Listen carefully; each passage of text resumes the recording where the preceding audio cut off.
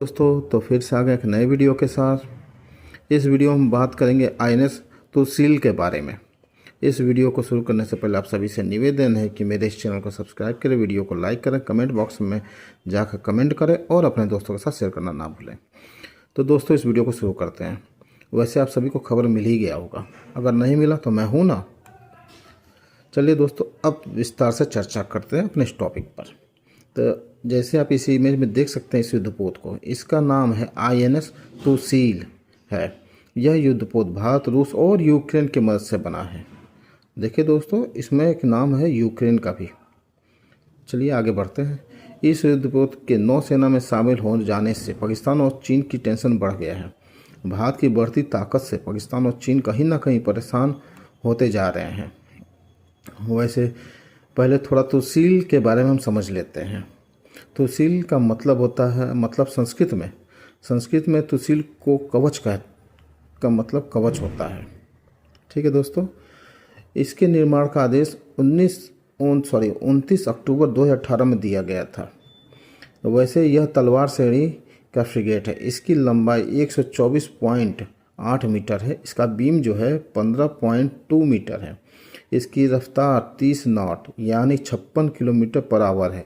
इसका जो पूर्ण वजन है वो 4100 टन है। इसमें 18 अधिकारी समेत 180 जवानों का दल तैनात हो सकता है। आईएनएस तुसील में 8 ब्रह्मोस वर्टिकल लॉन्च की जाने वाली एंटी शिप क्रूज मिसाइल, 24 मध्यम दूरी की और 8 छोटी दूरी की सतह से हवा में मार करने वाली मिसाइलें, एक जो है 100 mm की तोप और आने वाली मिसाइलों से बचाव के लिए 2 क्लोज इन हथियार होंगे। दोस्तों आईएनएस तुसील को 9 दिसंबर 2024 को हमारे देश के रक्षा मंत्री श्री राजनाथ सिंह द्वारा रूस के कलिनिंग्राड ओब्लास्ट में इसका उद्घाटन करके नौसेना में शामिल कर दिया गया है। इस इमेज में देख सकते हैं रक्षा मंत्री जी और अन्य सैन्य अधिकारियों को। वैसे दोस्तों इस फ्रिगेट के साथ साथ 3 और फ्रिगेट भी जल्दी शामिल होने वाला है भारतीय नौसेना में। भारत और रूस के बीच में 2016 में 4 स्टेल्थ फ्रिगेट को लेकर $2.5 बिलियन की डील हुई थी। इसमें से 2 युद्धपोत का निर्माण रूस में होना था और 2 का निर्माण भारत के गोवा शिपयार्ड में होना है, जिसमें से एक तो अभी मिल गया, अभी एक रूस से आना बाकी है और 2 जो है अपने गोवा शिपयार्ड में उसका निर्माण चल रहा है।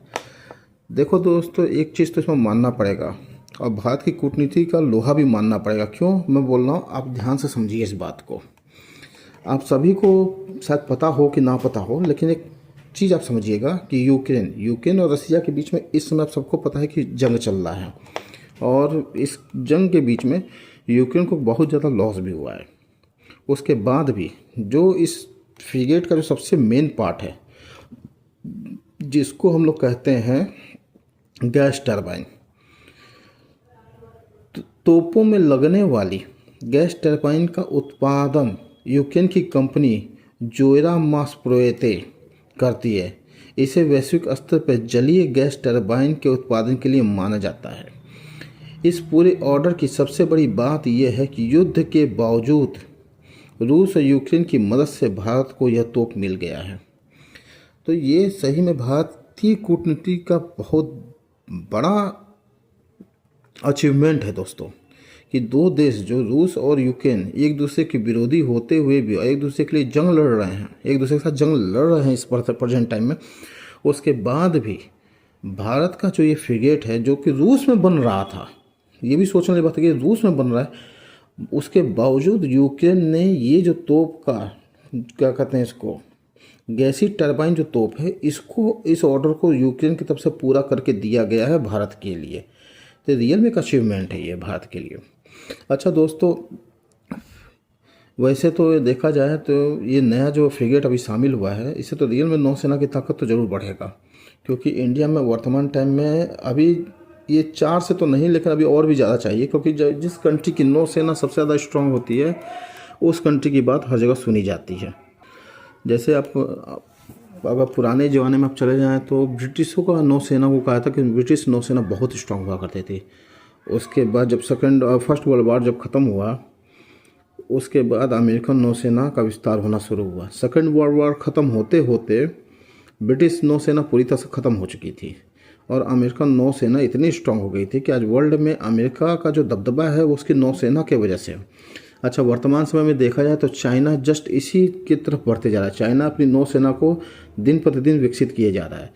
तो वर्तमान टाइम में दोस्तों इंडिया को बहुत ज़्यादा ज़रूरत है अपनी नौसेना को स्ट्रॉन्ग करने का। तो कहीं ना कहीं इंडियन नौसेना को स्ट्रॉन्ग करने की एक तरह से शुरुआत मानी जा सकती है।